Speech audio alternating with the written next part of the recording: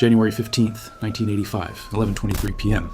Severodvinsk Naval Shipyard, Soviet Union. Viktor Petrov's hands trembled as he photographed the final page. The mechanical click of his modified Zenit camera echoed through the empty engineering bay like a gunshot. Outside, footsteps approached. The night patrol, 2 minutes early. The document in front of him contained every structural weakness, every design flaw, every vulnerability of the most powerful submarine ever built. The Typhoon-Class, Project 941, the pride of the Soviet Navy. And he was about to smuggle it to the West. The footsteps stopped outside the door. If you're captivated by this real story of Cold War espionage and engineering secrets, hit that like button and subscribe to the channel. You won't want to miss what happens next. Victor had exactly 47 seconds before the guard's routine brought him through this door. He slid the blueprints back into their classified folder, tucked the film canister into the hollowed-out heel of his boot, and grabbed his clipboard. His heart hammered against his ribs. 20 years as a naval architect, 15 years working on the Typhoon program. Everything he'd built his life around was about to end. But what choice did he have? The truth about what they were building, what he had helped design, was too dangerous to remain hidden. The door handle turned. But let me take you back 6 months earlier to understand how one of the Soviet Union's most trusted engineers became its most dangerous traitor. June 3rd, 1984, Moscow, the Ministry of Shipbuilding conference room. Victor sat in a leather chair that had probably cost more than his annual salary, watching Admiral Konstantin Volkov present the latest test results from the first operational Typhoon submarine, TK-208. The Admiral's voice boomed with pride as he described the vessel's specifications. 175 meters long, 23 meters wide, displacing 48,000 tons when submerged. The largest submarine ever constructed, capable of carrying 20 R-39 ballistic missiles, each with 10 nuclear warheads. A floating city of destruction. Comrades, Project 941 represents the pinnacle of Soviet engineering, Volkov declared, his chest heavy with medals. The Americans have nothing that compares. Their Ohio-class submarines are children's toys beside our Typhoon. Victor studied the classified report in front of him. He'd helped design the pressure hull's double titanium structure, the revolutionary catamaran configuration that gave the Typhoon its massive size. He knew every weld, every compartment, every system, and he also knew something the Admiral wasn't mentioning. The reactors were failing. Not catastrophically, not yet. But the test data showed microfractures in the cooling systems of both OK-650 reactors, small cracks that grew larger with each dive cycle. The kind of defects that, in 5 years, maybe 10, could lead to a meltdown. And they were building 6 of these submarines. Engineer Petrov, Volkov's voice cut through his thoughts. Your assessment of the hull integrity tests? Victor looked up. 12 pairs of eyes watched him. Party officials, naval commanders, KGB observers. He could feel the weight of their expectations. Say what they want to hear, confirm the propaganda, be a good Soviet. The hull performed within acceptable parameters, Comrade Admiral, Victor said, keeping his voice steady. However, I recommend additional stress testing on the reactor coolant systems before... The reactors are not your concern, interrupted Colonel Yuri Marchenko, the KGB liaison, his cold gray eyes fixed on Victor like a predator sizing up prey. Your expertise is structural engineering, not nuclear systems. Let the reactor specialists handle their domain. Of course, Comrade Colonel. Victor nodded, swallowing his protest. I simply thought... Thinking outside one's assigned role is how mistakes happen, Marchenko said softly. Wouldn't you agree, Engineer Petrov? It wasn't a question. It was a warning. The meeting continued for another 2 hours, full of self-congratulation and carefully edited data. Victor took notes, nodded at appropriate moments, and said nothing more about the reactors. But as he walked out into Moscow's muggy June evening, he couldn't shake the image of those microfractures spreading through the cooling pipes like cracks in ice. He thought about his son, Dmitri, who'd just been accepted into the Naval Academy, his daughter Katya, studying biology at Moscow State University, his wife Irina, who believed so completely in the Soviet system that she'd turned in her own brother for listening to Voice of America broadcasts. What kind of world was he building for them? That night, Victor couldn't sleep. He lay in his small apartment in Severodvinsk, listening to Irina's gentle breathing beside him, staring at the water-stained ceiling. The test data replayed in his mind, the microfractures, the stress calculations that didn't add up, the way Colonel Marchenko had silenced his concerns. At 3:17 a.m., he made a decision that would change everything. But what he didn't know was that his every move was already being watched. July 12, 1984, Severodvinsk, the Arctic Research Institute.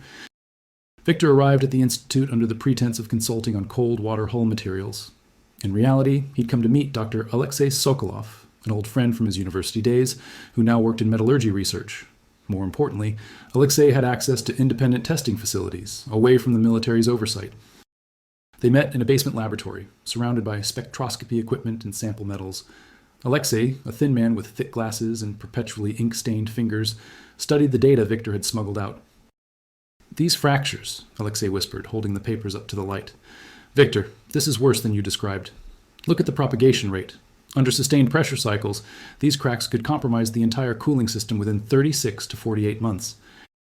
"Can you verify this independently?" Victor asked, "without alerting the naval authorities?" Alexei's hands shook slightly. "You're asking me to commit treason. I'm asking you to prevent a disaster. If one of these reactors fails during a patrol, we're looking at 200 men dead. Maybe more if it happens near populated areas. You've seen what happened at Chajma Bay." Alexei flinched. Everyone in the naval engineering community knew about the K431 accident in 1985, though officially it never happened. 10 dead, 49 injured, radioactive contamination that would last decades. And that was just a refueling accident. "Give me 2 weeks," Alexei said finally. "I'll run the samples through our equipment. But Victor, if I confirm what you're suggesting, what then? You think they'll listen? They didn't build 6 of the world's largest submarines to admit they're defective?" Victor didn't have an answer, not then. But over the next 2 weeks, as he waited for Alexei's results, an idea began to form. A terrible, treasonous idea. July 28th, 1984. A phone call changed everything. "Viktor Maximovich Petrov?" The voice on the phone was American-accented Russian, slightly distorted by a bad connection. "I believe we have mutual interest regarding Project 941. Victor's blood turned to ice. He was calling from a public phone booth in downtown Severodvinsk, having walked 40 minutes in the rain, specifically to avoid any connection to his home or office. Someone had been watching him anyway. "Who is this?" he managed to say. "A friend who shares your concerns about nuclear safety. We've been monitoring the Typhoon program with great interest. We know about the reactor defects. We know you've been trying to raise alarms internally, and we know you're running out of options." "I don't know what you're talking about." "Of course you don't. Listen carefully. Tomorrow, 2 p.m., the coffee shop on Krasnaya Street, 2 blocks from the shipyard. Sit at the back table. Order black tea, no sugar. Someone will sit across from you. They'll ask if you have a light for their cigarette. If you're interested in preventing a catastrophe and protecting your family, you'll say yes." The line went dead. Victor stood in the phone booth, rain hammering on the glass, his entire world tilting on its axis. CIA. Had to be. They'd somehow intercepted his communications with Alexei, or maybe they'd been watching him for months. The KGB could have made the call, too, testing his loyalty. This could be a trap. Or it could be his only chance to do something that mattered. At 1:57 p.m. the next day, Victor sat at the back table of a dingy coffee shop that smelled of burnt chicory and cigarette smoke. His hands wrapped around a glass of black tea he couldn't drink. Every face that passed the window looked like a KGB agent. Every sound made him jump. At exactly 2 p.m., a woman sat down across from him. She was in her mid-30s, wearing a plain gray dress and headscarf, carrying a shopping bag full of vegetables.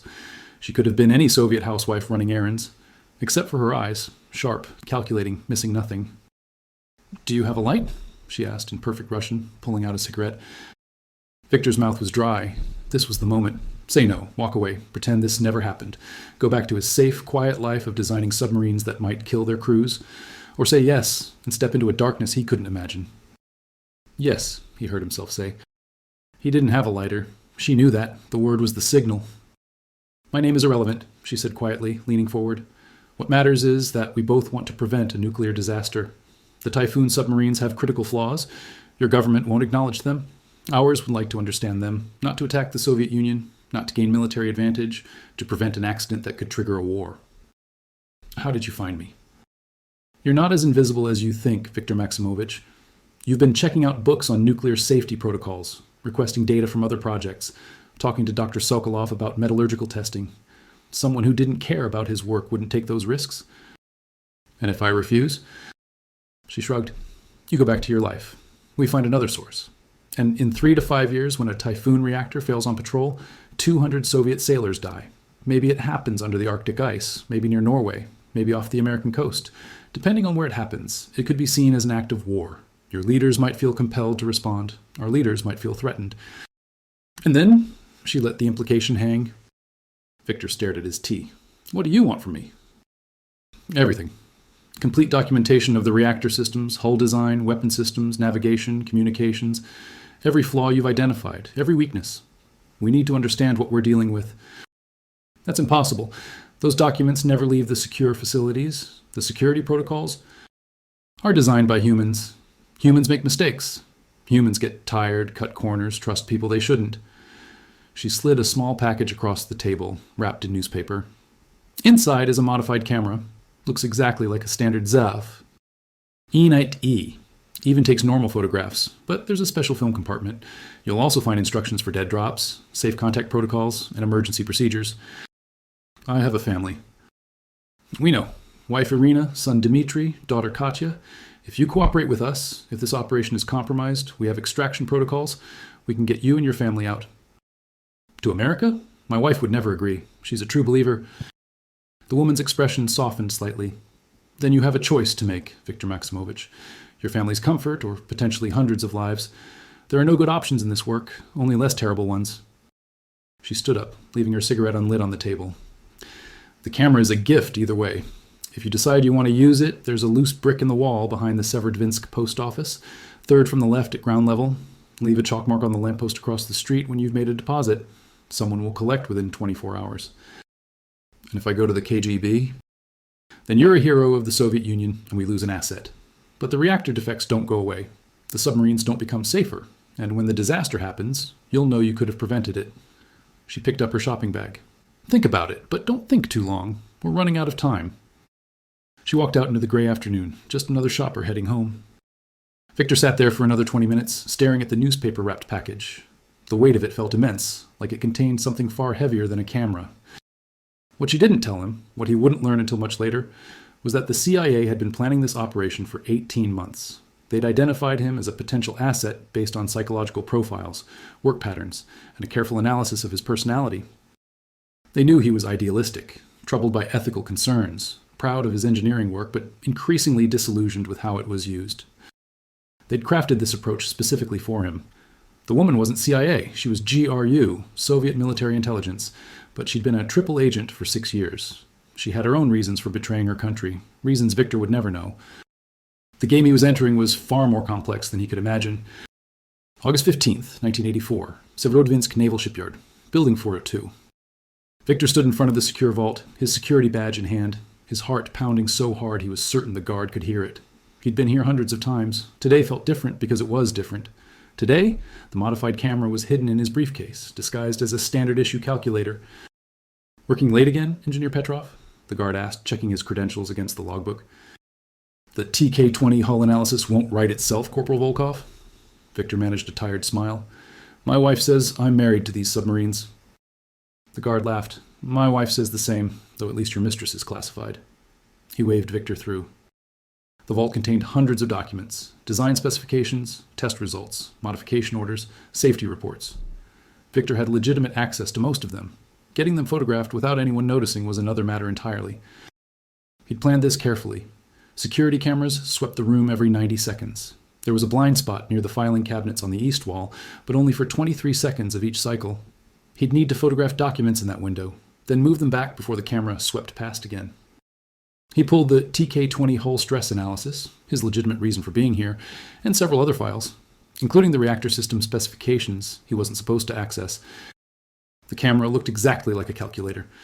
He set it on the table, angled toward the documents, and pressed what appeared to be the equals button. A barely audible click. The modified shutter was designed to be silent, but in the vault's perfect quiet, it sounded like thunder to Victor's ears.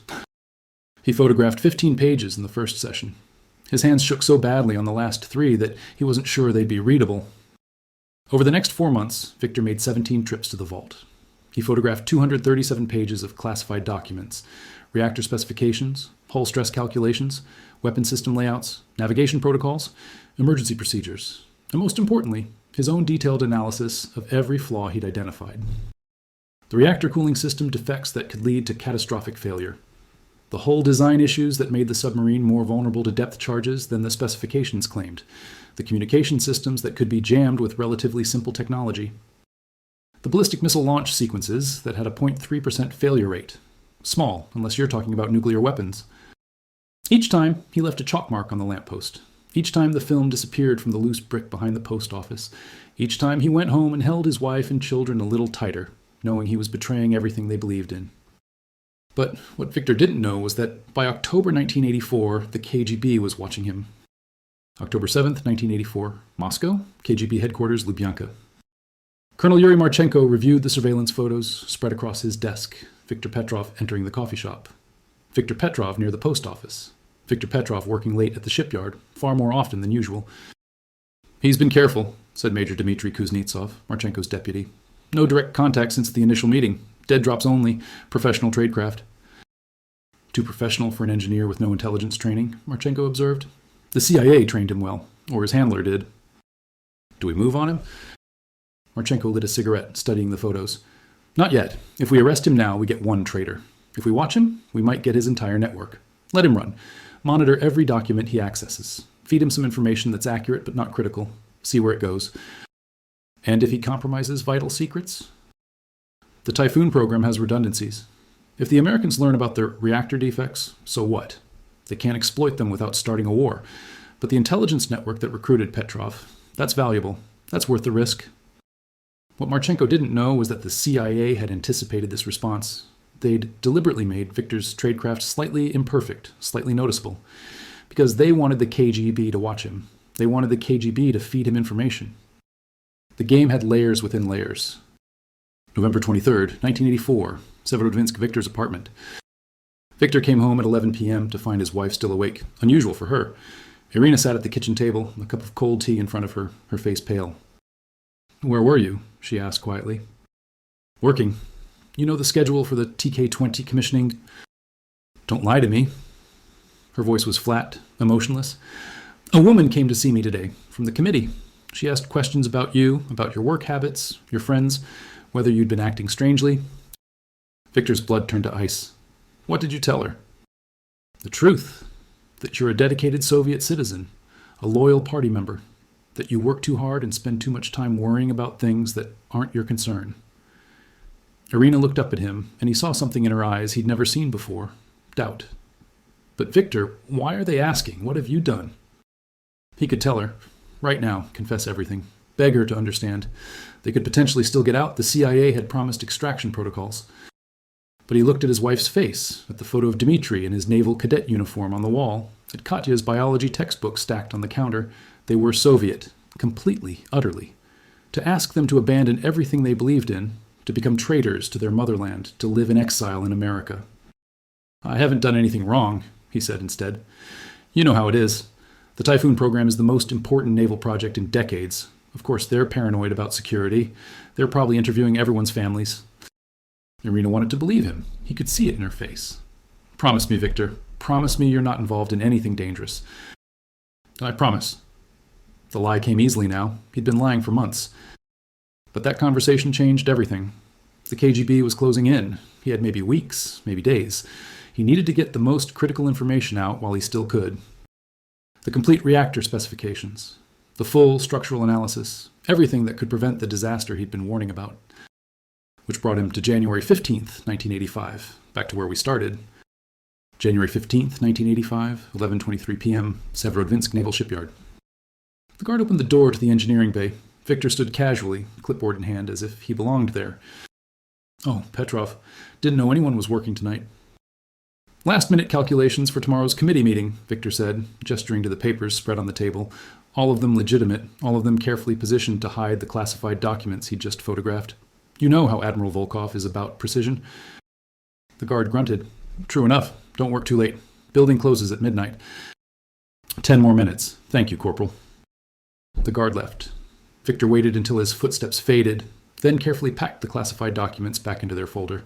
The film canister in his boot heel pressed against his skin, a small, hard reminder of what he'd just done. This was the complete package. Everything the CIA needed to understand the Typhoon-Class submarines. Every flaw, every vulnerability, every design compromise that had been made in the rush to build the world's largest submarine. He locked the documents back in the secure cabinet, signed out of the building, and walked into the bitter January night. The temperature was minus 23 Celsius. Wind cut through his coat like knives. The shipyard was a maze of buildings and cranes, dimly lit by sodium lights that turned the snow orange. Somewhere in the darkness, the Typhoon submarines sat in their covered berths, massive and deadly. Victor walked to the post office. The streets were empty at this hour, just occasional military trucks rumbling past. He found the lamppost, pulled out a piece of chalk, made the mark. Then he walked to the loose brick, reached in, and froze. The brick had been moved, not carefully replaced as usual, roughly shoved back, leaving a gap. Inside, instead of empty space, there was a note. With trembling fingers, Victor pulled it out. 4 words in English. "They know. Run now." He looked around. The street appeared empty, but how many KGB surveillance teams were positioned in the shadows? How many hidden cameras were watching? A car turned onto the street 3 blocks away, headlights cutting through the snow. Victor ran. He didn't go home. Couldn't go home. If they arrested him there, Irina and the children would be implicated. Better if he just disappeared, let them think he'd fled, abandoned his family. Irina could claim ignorance. Dmitri could continue his naval career. Katya could finish university. He ran through alleys he knew from childhood, through construction sites and between buildings, his breath coming in frozen gasps. Behind him, he heard car doors slam, shouts, boots on pavement. The extraction plan. What had the woman said? Emergency protocols. There was a safe house, he suddenly remembered, an address he'd memorized months ago and tried to forget. Apartment 34, 127 Leninsky Prospect. Red door, 3rd floor. He ran for 15 minutes, his lungs burning until he reached the building. An old Stalin-era apartment block, crumbling at the edges. He stumbled up the stairs, found the red door, pounded on it. A man opened it, late 50s, gray beard, looking like a retired factory worker. "My radiator is broken," Victor gasped, the code phrase. "A plumber doesn't come until spring," the man replied, completing the sequence. He pulled Victor inside, locked the door. "How compromised?" "They know. KGB. Maybe followed me here." The man, Victor never learned his real name, moved with practiced efficiency. He pulled out a radio transmitter from a hollowed-out encyclopedia, began sending rapid bursts of coded messages. "We have maybe 30 minutes before they cordon off the district. There's an extraction route through the sewer system that leads to the industrial sector. From there, a truck will take you to Murmansk. From Murmansk, a fishing boat to Norway. What about my family?" The man paused. "Did they see you leave? Do they know you're running?" "No, they think I'm at work." "Then they'll be questioned, but probably not arrested. Your wife is a loyal Soviet citizen. Your children are minors. Unless they have direct evidence of their involvement, the KGB will use them as leverage to find you, but not punish them." He looked at Victor with something like sympathy. "It's the best outcome you could hope for." Victor sat down heavily. He would never see them again. Irina, who still believed in the Soviet dream, Dmitri, who wanted to captain a submarine, Katya, who wanted to study Arctic ecology, they'd live their lives thinking he was a traitor, a coward who'd abandoned them. But they'd live. "The film?" the man asked. Victor pulled off his boot, removed the canister from the heel, handed it over. "This is it? Everything?" "Everything they need to understand the Typhoon-Class, every flaw, every weakness, and most importantly, every safety protocol that needs to be implemented to prevent a reactor failure." The man secured the canister in a waterproof case. "This will save lives, you know. Probably not the way you imagined. But the information you've provided, it will change how both sides think about nuclear submarine safety.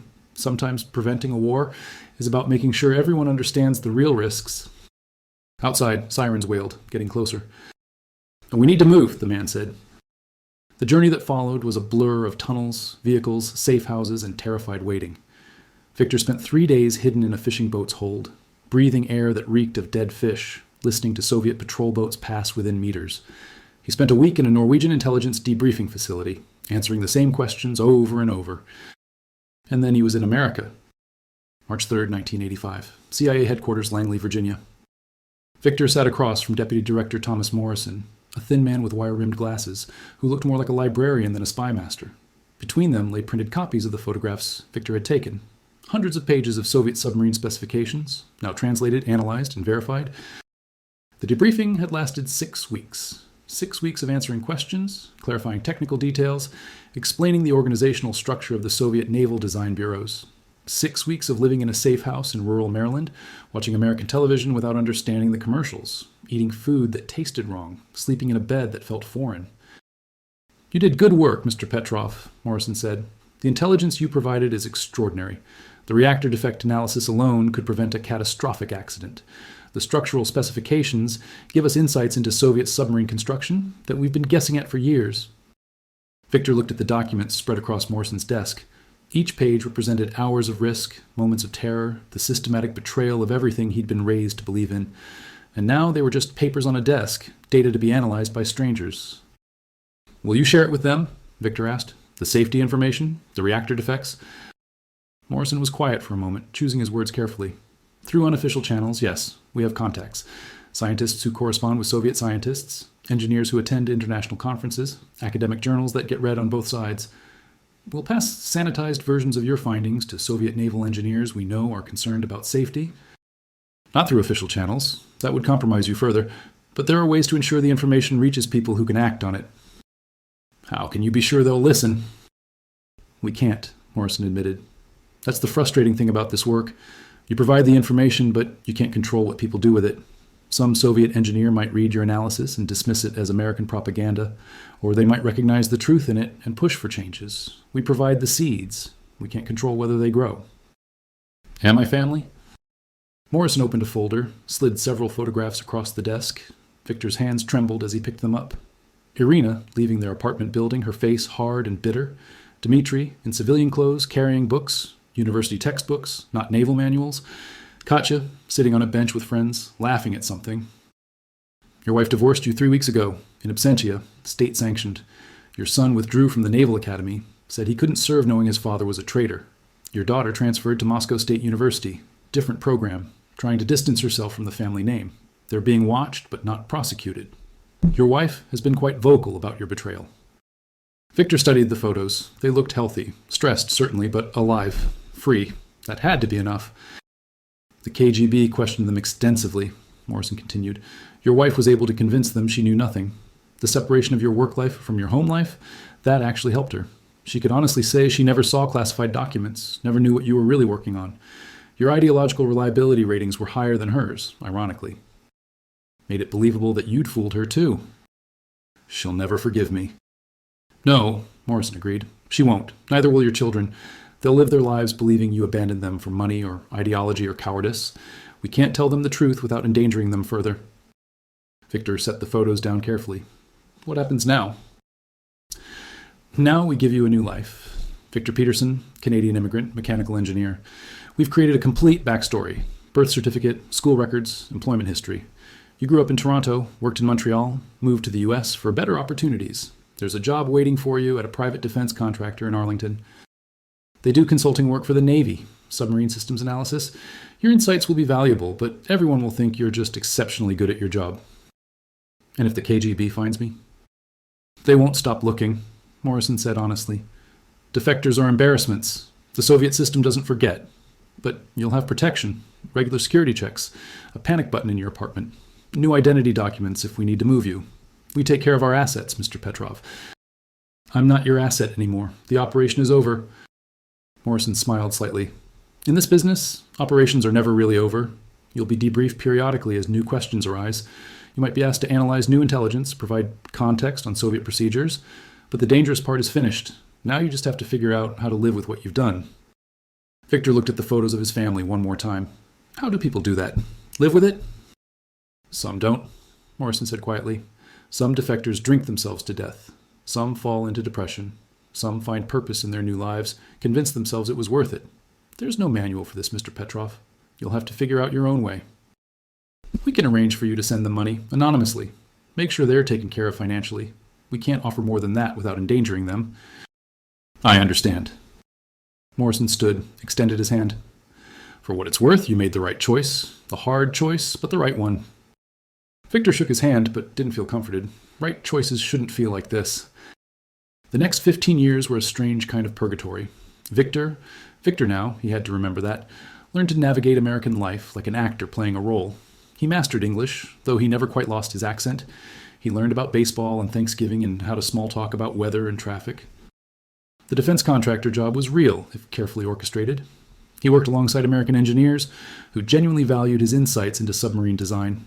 They assumed his knowledge came from studying Soviet systems, not from designing them. He won awards for his analysis work, got promoted twice, became, on paper at least, a success story of the American immigrant experience. But at night, alone in his apartment, He was still Victor, still heard Russian in his dreams, still woke up reaching for Irina before remembering she was half a world away, living a life that had erased him completely. He tried dating once, an American woman named Susan who worked in accounting. She was kind, patient with his English, interested in his stories about growing up in Canada. They dated for 6 months.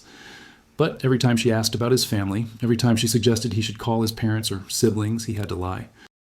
Eventually, she noticed that his entire life seemed to exist only in the present tense. No past, no connections, no roots.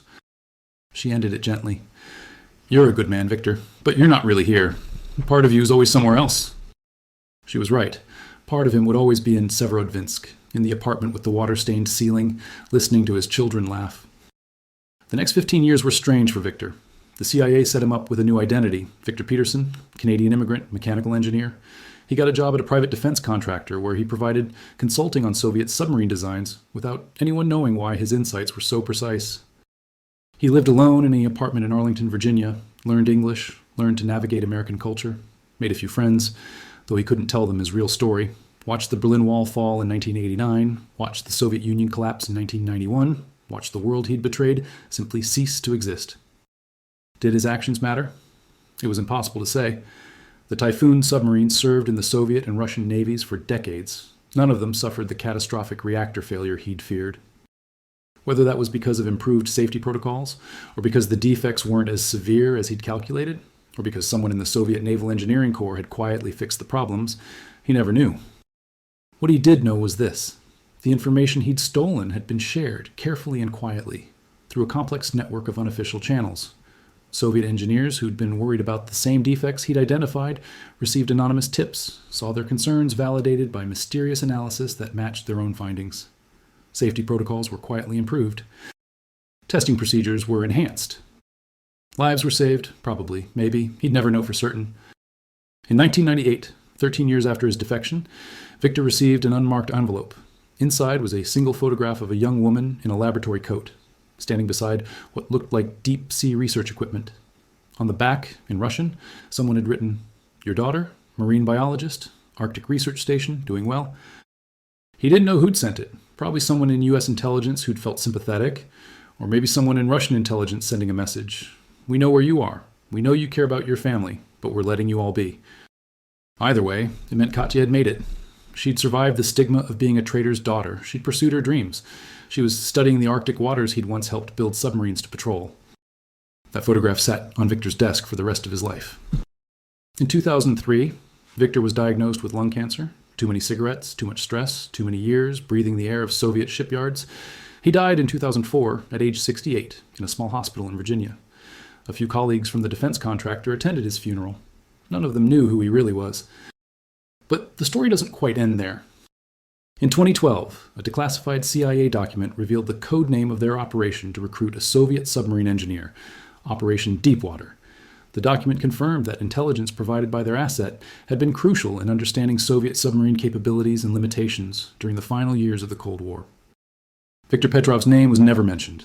Per standard intelligence protocols, his identity remained classified. But people who worked on submarine programs during that era, both American and Russian, quietly acknowledged that someone had provided critical information that changed the game. And in 2018, a Russian investigative journalist published a book about Cold War submarine espionage. In it, he included an interview with a retired Soviet naval engineer who'd worked on the Typhoon program. The engineer described receiving an anonymous analysis in 1986 that identified reactor cooling system defects he'd been worried about. That analysis, he said, led to safety modifications that probably prevented a disaster. Someone out there knew the truth, the engineer said. Someone cared enough about the lives of submariners, Soviet submariners, to get that information to us, despite the enormous personal risk. I don't know who they were, but they were a hero, even if no one ever knew their name. The reality of espionage is rarely like the movies. It's not about car chases and gunfights. It's about ordinary people making extraordinary choices in impossible circumstances. It's about living with the consequences of those choices for the rest of your life. Viktor Petrov was a man who loved his country, loved his family, and loved his work. He found himself in a position where he couldn't serve all three. He chose to save lives, potentially hundreds of them, at the cost of everything else he valued. Was he a traitor? By the definition of Soviet law, absolutely. He betrayed state secrets, worked with foreign intelligence, compromised vital military programs. Was he a hero? That's harder to answer. He didn't seek glory. He didn't want recognition. He just wanted to prevent a disaster that his conscience told him was inevitable. The document he smuggled out that January night in 1985, that collection of photographs showing every flaw in the Typhoon-Class submarines, did exactly what he'd hoped. It prevented catastrophes. It saved lives. Not in dramatic, visible ways, but through quiet improvements, enhanced safety protocols, better testing procedures. Sometimes the most important victories are the disasters that never happen. The Typhoon submarines served for decades without the reactor failure Victor had feared. Whether that was because of his actions, or despite them, or because his fears were overblown from the start, historians still debate that question. But here's what's not debatable. Victor Petrov saw a problem, understood the consequences of ignoring it, and made the hardest choice of his life. He sacrificed his family, his career, his homeland, his identity, everything, because he believed lives depended on it. In the end, maybe that's all any of us can do. See the problem, understand the stakes, make the choice we can live with, even if we have to live with it alone.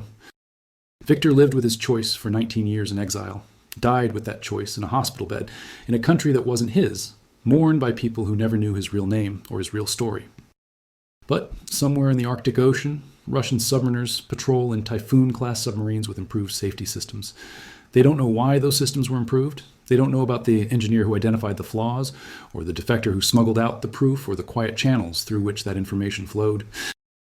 They just know they come home safe after each patrol. Sometimes that's enough. Sometimes the heroes we need aren't the ones we celebrate. They're the ones who do what's right when no one's watching, who pay the price without seeking recognition, who change the world in ways that never make headlines. Victor Petrov was one of those heroes, imperfect, complicated, conflicted, but ultimately, when it mattered most, courageous. His story is a reminder that the most important battles of the Cold War weren't fought with missiles and submarines. They were fought by individuals making moral choices in impossible situations, people who risked everything to prevent the disasters that could have ended us all. The submarine in the Arctic waters, the engineer at his desk, the defector in exile, all part of the same story. The story of how we survived one of the most dangerous periods in human history, not through victory, but through people like Victor who refused to let ideology matter more than human lives. That's the real legacy of the Cold War. Not the weapons we built or the borders we defended, but the choices we made when confronted with impossible situations. The people who said no to war, even when saying no cost them everything. Victor Petrov never saw his family again, never went home, never cleared his name, died in exile, believing his sacrifice might have mattered. He was right, it did matter. And maybe, in the end, that's the most any of us can hope for, that when we face our hardest choice, we find the courage to do what's right, even if we never know for certain whether it made a difference. The Typhoon submarines still patrol, the sailors come home, the reactors don't fail. Somewhere, in ways we'll never fully understand, Victor Petrov's choice echoes through time. That's enough.